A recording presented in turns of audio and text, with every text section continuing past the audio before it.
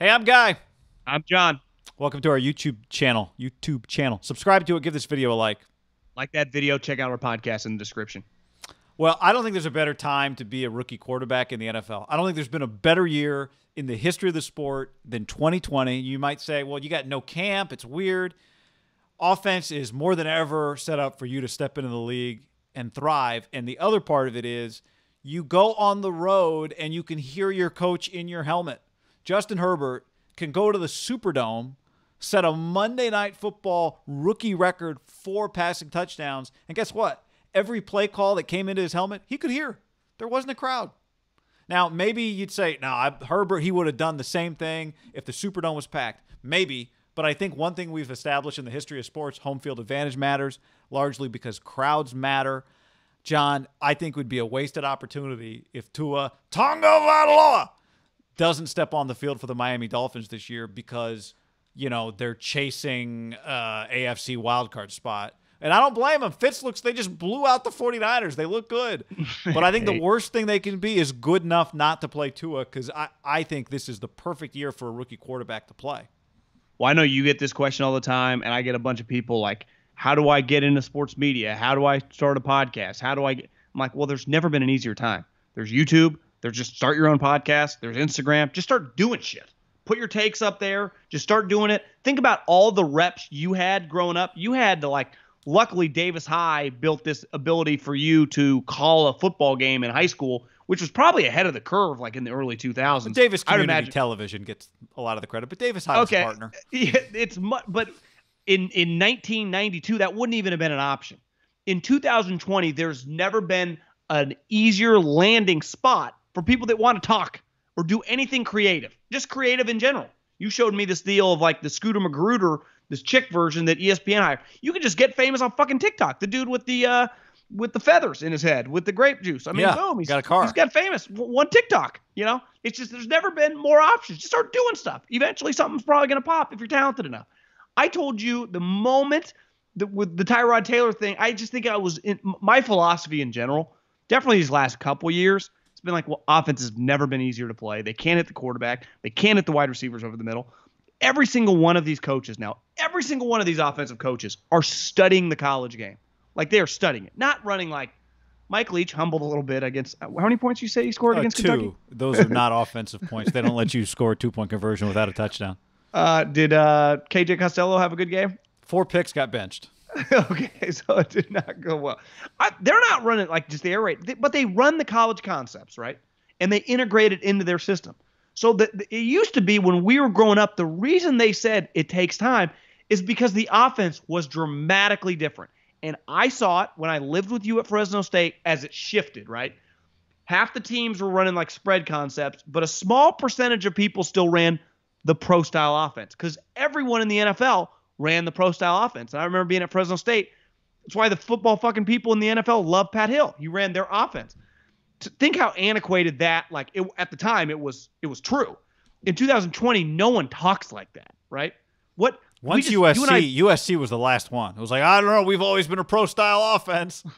And then they did it, and now they love it. I mean, Bama, remember when they kind of made the shift? They're fuck it. And now it's what are they? Are they wide receiver you? Because Right. you mentioned that guy Menchie the other day. And John Mechie the third, yeah. I didn't even know that much about him. And then I'm watching him against Lane. I'm I kind of like this guy. If you said, is that guy getting drafted in the top 50 when it's all said and done in a couple years, right? I think he's a true freshman. He is. Because it's never been easier to play offense. It's never been more difficult to play defense. So Tua, like Herbert, like Burrow, want to check some boxes, can handle any offense because he ran a bunch of different stuff at Alabama. Is clearly really smart. And the thing he always got credit for is like Burrow, he could go through all the progression, something Herbert couldn't do. You go 1, 2, 3, and he has all that stuff. And if you want to tell me he's injured, that's fine. I can listen to you. But they dress him on game day. My problem, though, is just comparing him to Herbert. And this isn't fair because he has not played an NFL snap.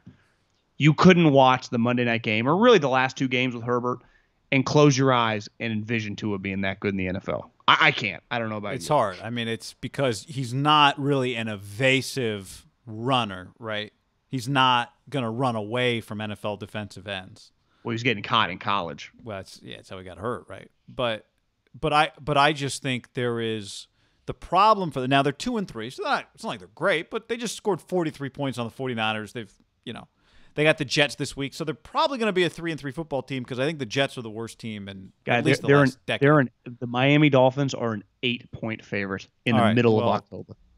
That's what. And honestly, I kind of like the 8 points. Well, the problem here is like, what are they? Are they ahead of schedule? In that, now I'm not saying their winning is ahead of schedule, but they just paid 2 corners. Right, they've got $90+ million in Byron Jones and Xavier Howard, and they used a first-round pick on another corner after they had 3 first-rounders. Remember, so they took Tua, they took Austin Jackson, and then they took the corner out of Auburn. Yeah. No team has more picks. Jesus Christ, it's incredible, but that means like they want to win soon, right? You spend $93 million on corners, like it's not we're building for the next 3 years. It's like now's the time. Let's go. What do you think they're going to do this offseason, right? Probably draft wide receivers. Well, so get Tua ready to hit the ground running next year. Because next year he's going to guess who he plays next year? Well, the Patriots twice, the Bills twice. Right? Teams that it wouldn't be the worst thing in the world if he saw them without crowds on the road. Well, actually they already played New England on the road, so that chance is gone. But I just think it's the perfect opportunity to get on the field, to play, to not have the crowd is just a whole element that's a major factor in football games that is just not a factor this year. Well, listen, you could convince me to not start him right off the bat, coming off a major injury, even though I think you'd have to agree it's a little weird if you're going to make him the backup quarterback. That means at any moment he could go in. I agree. So you are clearly admitting you're not scared for his health because you have him activated on game day, and we've already seen countless quarterbacks go down. Like, he's just one snap away. And then 2, like, that's water under the bridge. We are where we are right now. I think anything less than probably 8 starts in a year where, you're not going to make the playoffs. You got all these picks. You're going to come back next year, I think, with a lot of hype, right? You're the Texans pick. You're going to have 2 picks probably in the top 15. You have their second-round picks, so you're going to have 2 high second-round picks. You're going to be like, oh, damn, you see that they got Waddle, they got some sweet running back, they got a badass tight end, and they got a badass linebacker. We'll go with all those corners, and Austin Jackson's going to be a year. Now Tua, I think that would be like a sexy kind of, could this team make the playoffs if Tua was really good in those games or just looks functional? But a huge part of being functional, like, think of the hype going on Justin Herbert in 2021. Just based on some of these plays. Right, and not just hype, like the real experience, the value substance of the experience. Yeah, the real experience that he's gotten. Because I think there's going to be an elephant in the room with these 2 guys, like, you just compared to your class, right? Yeah, fair or not? Well, no doubt. And not to Burrow for them, right? Because they had no chance to draft Burrow. But he is going to be compared to Herbert because they went back-to-back picks. There's but like at the end of the day, if he's good enough, like the Texans, we don't walk around going, could have had Mahomes. It's like, yeah, you could have, but whatever, right? If he's good enough. But Deshaun Watson's a Pro Bowler. Well, that's what I'm saying. That's my point, though. It's like if Herbert's great, if Tua's really good too, then that's fine. But let's give him the best chance to be really good. You are not giving him the best chance in 2021 to be really good if you don't play him in 2020 when there's nobody in the stands.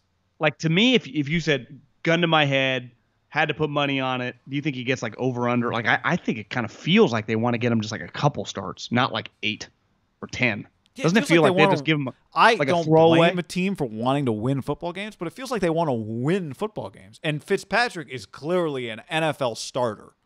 Well, I don't blame him if they had consistently looked kind of like, not even that good against the Niners, but, like, better than they have looked. I would kind of agree. But to me, they're going to be 3-3, and they're just going to go, God, we're just being a competitive team. Yep. Every win they get is pushing Tua down the line. I know, and I don't think that's good long-term for the Dolphins. No. Well, to me, he has to play this year, guy. To me, he has to play this year, or you're doing him a huge disservice. Yep. I agree.